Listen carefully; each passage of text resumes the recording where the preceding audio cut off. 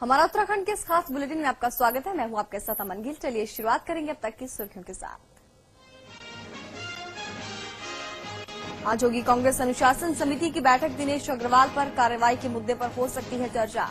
समिति पर बैठक न करने का भी दबाव।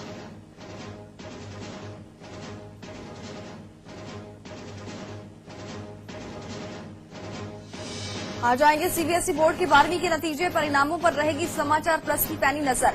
क्या इस बार भी लड़कियां मारेंगी बाजी? मुख्यमंत्री विजय बहुगुणा का आज टिहरी दौरा। नई टिहरी और घनसाली में जनता मिलन कार्यक्रम में करेंगे शिरकत। बीजेपी ने उठाए बहुगुणा के ब्लॉक दौरों पर सवाल। कहा पुरानी घोषणाओं पर तो अमल नहीं हो पाया। अब सीएम लोकसभा चुनाव के मद्देनजर कर रही हैं दिखावा। उत्तराखंड की नगर पालिका मसूरी के अध्यक्ष ने कहा 18 करोड़ के कर्ज में डूबी है नगर पालिका। पूर्व नगर पालिका अध्यक्ष ओपी उनियाल ने कहा फर्जी है आंकड़े। उत्तरकाशी में ग्लेशियर पिघलने से फिर बढ़ा गंगा का जलस्तर। गंगा किनारे बन रहे कई घाट बहे।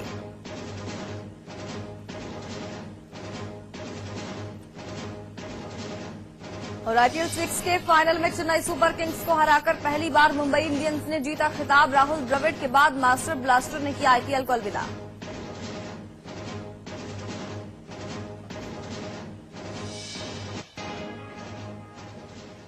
बड़ी खबर के साथ शुरुआत करेंगे। देहरादून से आ रही अब तक की अहम खबर। आज कांग्रेस अनुशासन समिति की बैठक है।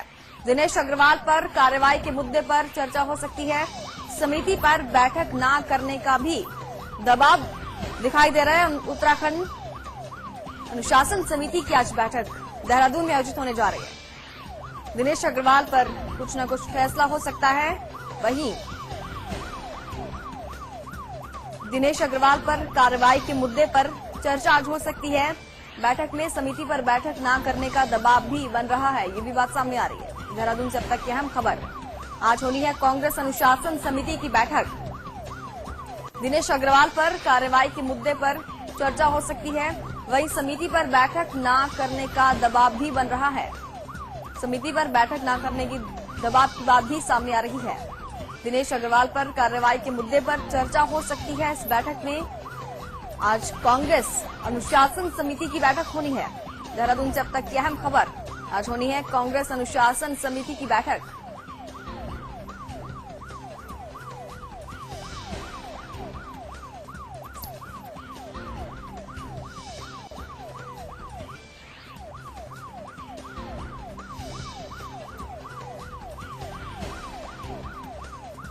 पंकज पंवार हमारे साथ जुड़े हैं देहरादून से। पंकज, मीटिंग में क्या क्या अहम रह सकता है? हालांकि दिनेश अग्रवाल के मुद्दे की बात उठ रही है। देखिए अमन, जो आज की अनुशासन समिति की बैठक है इसको हम बहुप्रतीक्षित भी कह सकते हैं, क्योंकि पिछली बार जो अनुशासन समिति की बैठक हुई थी उसके बाद जो छीछा लेदर अनुशासन समिति और कांग्रेस की हुई थी वो कहीं ना कहीं जग जाहिर हो गई थी। उसमें नोटिस दिए गए लगभग 100 लोगों को और उसके बाद उनको वापस लेना पड़ा। और दिनेश अग्रवाल जो एक कैबिनेट मंत्री थे उनके ऊपर जैसे ही अनुशासन समिति ने नोटिस दिया उसके बाद मुख्यमंत्री और प्रदेश अध्यक्ष ने उस पर स्टे लगा दिया।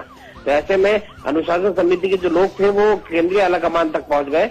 ऐसे में 27 तारीख की जो आज की बैठक है उस पर काफी महत्वपूर्ण नजर है, क्योंकि जो आलाकमान से निर्देश मिले हैं उस पर अमल इस अनुशासन समिति को करना है।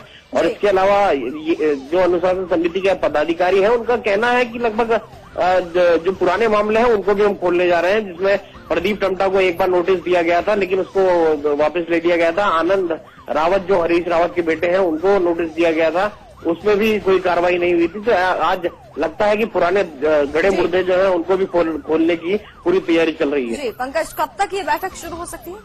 देखिए 11 बजे की ये बैठक है और लगभग मेरे को लगता है कि 12 बजे तक सारे नोटिस या जो देने होंगे या फिर कोई कार्रवाई करनी होगी 12 बजे तक नोटिस और कार्रवाई की जा चुकी होगी। पंकज, समिति पर बैठक न करने का दबाव भी बनाया जा रहा है क्या? देखिए बैठक है और लगभग मेरे को लगता है कि 12 बजे तक सारे नोटिस या जो देने होंगे या फिर कोई कार्रवाई करनी होगी 12 बजे तक नोटिस और कार्रवाई की जा चुकी होगी। पंकज, समिति पर बैठक न करने का दबाव भी बनाया जा रहा है क्या? कुछ ऐसा भी है? बिल्कुल सही बात है, क्योंकि अगर पार्टी के बड़े नेताओं के गले तक हाथ अगर अनुशासन समिति पहुंचा रही है तो कहीं ना कहीं दबाव तो पूरा होगा हरीश रावत गुट और तमाम जो इस पूरे मामले में लगे हुए हैं, क्योंकि सभी जानते हैं कि अगर जरा सी भी किसी पे कार्रवाई होती है तो माहौल जो है वो कांग्रेस का बिगड़ेगा। तो ऐसे में दबाव ये भी है कि अनुशासन समिति की बैठक ना होनी जाए और इसकी वजह से अब दबाव भी पड़ रहा है जो नरेंद्र सिंह भंडारी है और जो तमाम जो अनुशासन समिति के पदाधिकारी है। लेकिन कल जब मेरी बात हुई नरेंद्र सिंह भंडारी से, उनका कहना है कि बैठक तो होके रहेगी चाहे कोई कुछ भी कर ले। पंकज, कैसी रह सकती है बैठक, क्या कहा जा सकता है बैठक के बाद क्या क्या चेंजेस हो सकते हैं? देखिए, एक सबसे बड़ी बात थी कि अनुशासन समिति के जो पदाधिकारी हैं उन पर आरोप लग रहे थे कि वो प्रेजुडिस होकर फैसले ले रहे हैं। लेकिन अनुशासन समिति के जो पदाधिकारी हैं उन्होंने एक बात ये कही है कि हम किसी के दबाव में काम नहीं करेंगे और उन्होंने ये भी कहा था कि हम किसी के प्रति जवाब देंगे, हम जवाब दे हैं तो केवल केंद्रीय अनुशासन समिति के।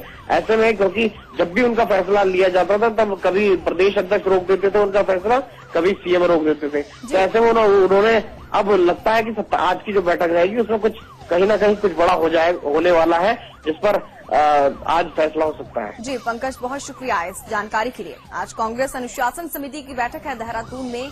हालांकि समिति पर दबाव है बैठक ना होने का, लेकिन कांग्रेस के वरिष्ठ नेताओं की माने तो ये बैठक होकर रहेगी और बैठक के बाद किस तरह के चेंजेस आएंगे ये देखने वाली बात होगी।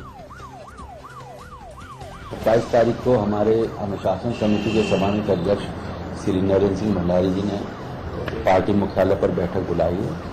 हम लोग इसमें बैठेंगे और जब समिति के सारे सदस्य इसमें होंगे तो हम लोग इस पर विचार करेंगे।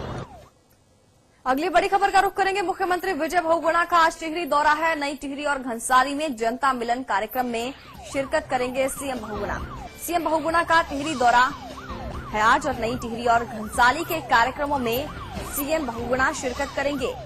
सीएम बहुगुणा का दौरा है आज टिहरी का। अब तक यह अहम खबर, सीएम बहुगुणा आज टिहरी और घनसाली के दौरे पर रहेंगे। सीएम की ओर से टिहरी का दौरा किया जाएगा। टिहरी और घनसाली में सीएम कई जनता मिलन कार्यक्रमों में शिरकत करेंगे। तो इस दौरान रूबरू होंगे जनता से। सीएम जनता मिलन कार्यक्रम का आयोजन हो रहा है जिसमें सीएम शिरकत करेंगे। सीएम बहुगुणा का है आज टिहरी दौरा। टिहरी और घनसाली में कई कार्यक्रम हैं आज जिनमें सीएम शिरकत करेंगे। जनता मिलन कार्यक्रम है ये खास तौर पर जिनमें सीएम शिरकत करने वाले हैं। तो आज सीएम जनता मिलन कार्यक्रम में मौजूद रहेंगे। टिहरी और घनसाली में सीएम का दौरा टिहरी का आज। नई टिहरी और घनसाली में कई जनता मिलन कार्यक्रम हैं। कई कार्यक्रमों का आयोजन किया जा रहा है जिनमें सीएम बहुगुणा शिरकत करने वाले हैं। तो सीएम कई जगहों के दौरे कर रहे हैं लगातार और आज उनका दौरा है टिहरी और घनसाली का। कई कार्यक्रम हैं टिहरी और घनसाली में जिनमें सीएम शिरकत करने वाले हैं और खास तौर पर ये कार्यक्रम जनता मिलन कार्यक्रम है। सूर्य प्रकाश हमारे साथ जुड़े हैं। सूर्य प्रकाश, क्या कुछ खास रहने वाला है आज के दिन? देखिए, आज जो सीएम विजय बहुगुणा का कार्यक्रम है दो जगह है, घनसाली और टिहरी में। घनसाली में आज जनता मिलन कार्यक्रम होगा, वहाँ पे लोगों से बातचीत करेंगे और वहाँ पे जो भी उनके समस्याएं होंगी उनको निपटाया जाएगा। 11 बजे घनसाली में सीएम पहुंचेंगे और 1:30 बजे टिहरी पहुंचेंगे। टिहरी में नगर पालिका सभागार में ये जनता मिलन कार्यक्रम होगा और जो यहाँ से जो कार्यक्रम में जो भी लोग आएंगे और उनके जनप्रतिनिधि आएंगे उनकी समस्या का निस्तारण किया जाएगा। जी सूर्य प्रकाश, काफी अहम दिन है फिर तो लोगों के लिए। आज अपनी समस्याएं वो रख सकते हैं आज के दिन सीएम के सामने। निश्चित तौर पर टिहरी के लिए देखा जाए तो आज अहम दिन है और क्योंकि 11 बजे से प्रोग्राम है तो वहाँ पे भी जनता की समस्याएं सीएम बहुगुणा सुनेंगे और यहाँ पे फिर 1:30 बजे यहाँ पे नई टिहरी में प्रोग्राम है तो जनप्रतिनिधियों की भी यहाँ पे जो समस्याएं हैं, शिकायत है, उनको भी सुनी जाएगी। कहीं न कहीं यहाँ के लोगों के लिए आज अहम बात है। जी सूर्य प्रकाश, बहुत शुक्रिया इस जानकारी के लिए। नजर बना रखिए इस खबर पर। सीएम बहुगुणा का टिहरी दौरा आज है। जनता से रूबरू होंगे, जनता की समस्याएं सुनी जाएंगी। सीएम की ओर से जनता मिलन कार्यक्रम रखे गए हैं खास तौर पर नई टिहरी और घनसाली में। और इन कार्यक्रमों में सीएम शिरकत करेंगे। सीएम बहुगुणा पहुंचेंगे इन कार्यक्रमों में।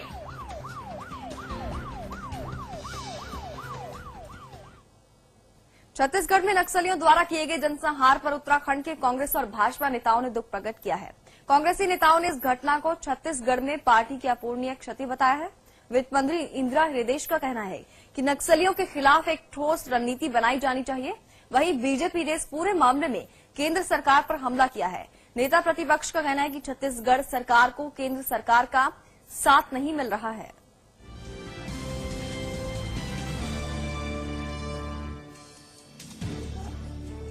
राज्य सरकार तो 15 साल 20 साल से जूझ रही है। डॉक्टर रमन सिंह जी का ही मादा था कि उन्होंने इतना बड़ा लोहा उनसे लिया है और उनके चने चबवाए हैं। तो जब पता था कि ये क्षेत्र है तो उसमें सुरक्षा नहीं देने का तो कोई सवाल ही नहीं। उनके अपने गार्ड थे, उनकी सारी चीजें थी। तो हम केंद्र से पूछेंगे कि राज्य इतने सालों से आतंकवाद की चपेट में है, तो आपकी तरफ से क्या किया गया? सीआरपीएफ के आपके करीब 7 या 8 दर्जन लोग इसी तरह से आलू मूली की तरह से काट दिए थे। आपने तब से आज तक क्या किया? बीजेपी ने मुख्यमंत्री विजय बहुगुणा के विकास खंडों के दौरे पर सवाल उठाए हैं। बीजेपी ने बहुगुणा सरकार पर निशाना साधते हुए कहा कि मुख्यमंत्री लोकसभा चुनाव के मद्देनजर ये दिखावा कर रही हैं। बीजेपी के महामंत्री प्रकाश पंत का कहना है कि पूर्व में की गई घोषणाओं पर अमल नहीं हो पाया है। जनता इस हकीकत को बखूबी जानती है। गौरतलब है कि मुख्यमंत्री विजय बहुगुणा का 26 से 30 मई के बीच राज्य के विभिन्न ब्लॉक में पहुंचने का कार्यक्रम है।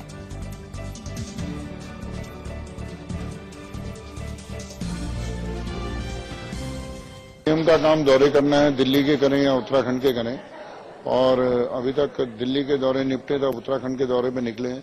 अब समय बताएगा कि उन दौरों का क्या महत्व है, उनका क्या पर्पज है और किस लिए दौरे पर निकले हैं और किस प्रकार से बतौर सीएम इस उत्तराखंड की जनता का कोई उत्थान, कोई भला कैसे कर पाएंगे, ये समय बताएगा। साल इस सरकार को हो गया और इस 1.5 वर्ष के अंदर मुख्यमंत्री ने जो 878 घोषणाएं की हैं उसमें से 11 घोषणाएं मात्र पूरी कर पाए। 7 लाख बेरोजगारों को रोजगार भत्ता देने की बात कही थी।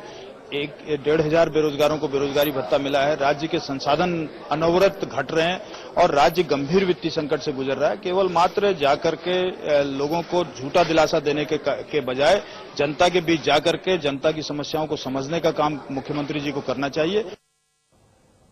उत्तराखंड में निकाय चुनाव में मिली हार के बाद कांग्रेस नेता फिर सक्रिय हो गए हैं। कांग्रेस आगामी लोकसभा के मद्देनजर मतदाताओं को अपने पाले में लाने के लिए हर संभव कोशिश कर रही है।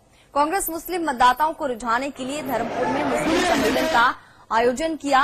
सम्मेलन को कैबिनेट मंत्री दिनेश अग्रवाल ने संबोधित किया। दिनेश अग्रवाल के मुताबिक ये सम्मेलन बीजेपी को करारा जवाब है, जो ये कह रहे थे कि कांग्रेस के साथ अल्पसंख्यक नहीं है।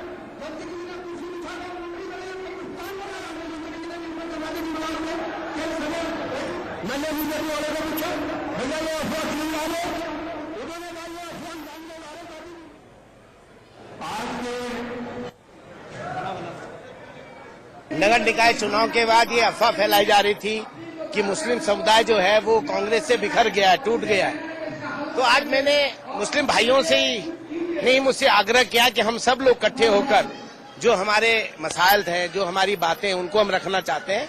और हम आपको बताना चाहते हैं कि पूरा मुस्लिम समुदाय जो है वो हमेशा कांग्रेस पार्टी के साथ रहा, आपके साथ रहा, वो आपके साथ हमेशा रहेगा। कांग्रेस आला कमान ने उत्तराखंड कांग्रेस की यूथ कांग्रेस की प्रदेश कार्यकारिणी को भंग कर दिया है। यूथ कांग्रेस में चुनावों की प्रक्रिया शुरू हो गई है। ऐसे में कांग्रेस ने पुरानी कार्यकारिणी को भंग करते हुए कांग्रेस की चुनाव संचालन समिति को बागडोर सौंप दी है। ऐसे में जून में चुनाव का पूरा कार्यक्रम जारी किया जाएगा। यूथ कांग्रेस के प्रदेश प्रभारी रौनक राय कवाड़ ने ये घोषणा कांग्रेस प्रदेश कार्यालय में हुई पत्रकार वार्ता में दी। उनके अनुसार 1.5 महीने के अंदर नई कार्यकारिणी का गठन भी किया जाएगा। इस पूरी कमेटी का हमला एक आंतरिक पूरी प्रक्रिया है। 2 साल का टेन्योर होता है।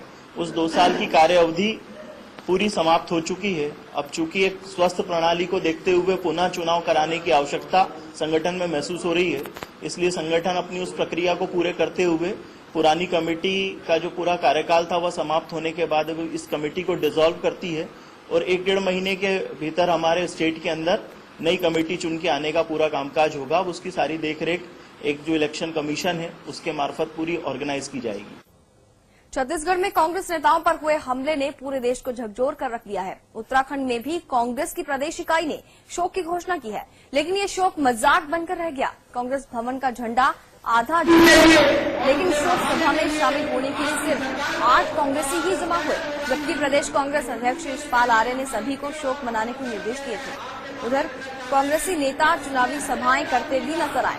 कैबिनेट मंत्री दिनेश अग्रवाल ने मुस्लिम सम्मेलन आयोजित किया, लेकिन जब कैमरे पर बोलने की बारी आई तो सभी संवेदनाएं दिखाते ही नजर आए। मैं समझता हूं कि ये कांग्रेस के लोग जो हमेशा से इस देश की एकता अखंडता के लिए अपना बलिदान देते आए हैं, आज फिर उनका बलिदान हुआ है, हमारे नेताओं का बलिदान हुआ है। और मैं समझता हूं कि ये बहुत ही संकट की घड़ी है। इसमें पूरे देश को एकत्र होकर, एक होकर इस संकट की घड़ी का मुकाबला करने के लिए बिल्कुल तैयार हो जाना चाहिए। सीबीएसई की 12वीं कक्षा का रिजल्ट आज सुबह 10 बजे घोषित किया जाएगा। छात्र अपना रिजल्ट सुबह 10 बजे से ऑनलाइन, टेलीफोन, एसएमएस और आईवीआरएस सुविधा के जरिए पता कर सकेंगे। बोर्ड की इस वर्ष 12वीं कक्षा की परीक्षाओं में 9,42,035 छात्र छात्राएं परीक्षा में बैठे थे। छात्र इन वेबसाइटों www.results.nic.in, www.cbseresults.nic.in, www.cbse.nic.in पर अपना रिजल्ट देख सकते हैं।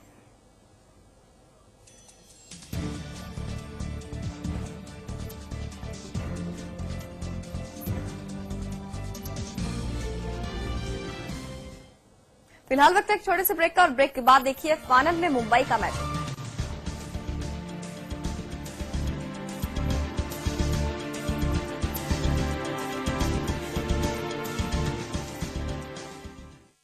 ब्रेक के बाद आगे बढ़ते हैं। मसूरी नगर पालिका परिषद इन दिनों कर्ज में डूबी हुई है। कर्ज भी लाख 2 लाख का नहीं बल्कि करोड़ों रुपए का है। परिषद के नवनियुक्त अध्यक्ष मनमोहन सिंह मल ने कर्ज का पूरा आरोप पिछले अध्यक्ष, इंजीनियरों और सभासदों पर लगा रही हैं। चलिए आगे बढ़ते हैं, अगली खबर का रुख करते हैं। जो इन दिनों कर्ज में डूबी हुई है। कर्ज भी लाख 2 लाख का नहीं बल्कि करोड़ों रुपए का है। परिषद के नवनियुक्त अध्यक्ष मनमोहन सिंह मल ने कर्ज का पूरा आरोप पिछले अध्यक्ष, इंजीनियरों और सभासदों पर लगा रही हैं। चलिए आगे बढ़ते हैं, अगली खबर का रुख करते हैं। अब सीआईडी में एसीपी का किरदार निभाने वाले शिवाजी शाटम लोगों से गंगा को स्वच्छ रखने की अपील करते नजर आएंगे। गंगा में लगातार बढ़ते प्रदूषण को रोकने की लोगों से अपील करेंगे।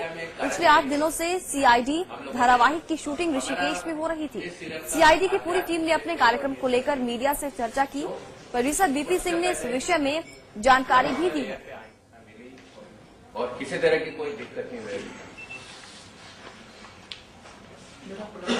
विशेष केंद्रित इसके लिए हमें एक कारण चाहिए होता है। हम लोगों ने हमारा इस सीरियल का आध्यात्म से के और ये सब नहीं दिखाते। क्यों? उससे पहले शिवाजी सर एयर पे आई मिली और किसी तरह की कोई दिक्कत नहीं रहेगी। क्षेत्र में गर्मी का कहर कम नहीं हो रहा। सुबह से ही सूरज आग उगलने लगता है। वहीं पहाड़ों में भीषण गर्मी के कारण दोपहर के समय सन्नाटा पसरा रहता है, जिससे लोगों को घर से बाहर निकलने में काफी दिक्कत हो रही है। मौसम की मार झेल रहा समूचा उत्तर भारत रविवार को भी कर्राता रहा। लू के थपेड़ों से दिन भर लोग जूझते नजर आए। गर्मी इस कदर पड़ी कि देहरादून में 69 साल का रिकॉर्ड टूट गया। उत्तराखंड ने गर्मी की सबसे ज्यादा मार झेली। कोटद्वार में अधिकतम तापमान 41.2 डिग्री सेल्सियस, ऋषिकेश, हरिद्वार और रुड़की में 42, श्रीनगर, रुद्रप्रयाग और कर्णप्रयाग में 41 डिग्री सेल्सियस दर्ज किया गया। ऊंचाई वाले पहाड़ी इलाके चार धाम, यमुनोत्री, गंगोत्री, केदारनाथ में ऊंचाई ज्यादा होने के चलते ठंड का एहसास हो रहा है। बाकी की जगह पर भी गर्मी चालू है, जैसे हमारे वनी महाराष्ट्र में गर्मी चल रही है वैसे इधर भी गर्मी चल रही है। उम्मीद है दिल्ली जैसी है कि ज्यादा फर्क नहीं है। पॉल्यूशन की वजह से जो ज्यादा पेड़ काट रहे हैं इस वजह से। वहीं मानसून केरल में अभी 1 सप्ताह बाद पहुंचेगा। ऐसे में गर्मी से लोगों का पसीना अभी और छूटेगा। बढ़ते हुए तापमान का कारण वैज्ञानिक ग्लोबल वार्मिंग मान रहे हैं। श्रीनगर में अभी तापमान जो हम लोग यहाँ पर रिकॉर्ड करते हैं वो जैसे सुबह दिन खुलने के बाद ही 10-11 बजे करीब तो 38-39 तक पहुँच जाता है और दिन होते होते 40 प्लस हो जाता है, तो करीब 41-42 तक करीब आजकल रिकॉर्ड किया जा रहा है। ओवरऑल जो पूरे ग्लोबल लेवल पे जो चेंजेस हो रहे हैं, क्लाइमेट चेंजेस हो रहा है, निश्चित रूप से ये उसी का असर है। उत्तराखंड में गर्मी इस बार सारे रिकॉर्ड तोड़ती नजर आ रही है। चिलचिलाती धूप से आम जनजीवन प्रभावित हो रहा है। हिमालय के ग्लेशियर तेजी से पिघल रहे हैं, जिसकी वजह से गंगा का जलस्तर तेजी से बढ़ रहा है। मोहन कुमार, श्रीनगर समाचार प्लस। मसूरी नगर पालिका परिषद इन दिनों कर्ज में डूबी हुई है। कर्ज भी लाख तो लाख का नहीं बल्कि करोड़ों रुपए का है। परिषद के नवनियुक्त अध्यक्ष मनमोहन सिंह मल ने कर्ज का पूरा आरोप पिछले अध्यक्ष, इंजीनियरों और सभासदों पर लगा रहे हैं।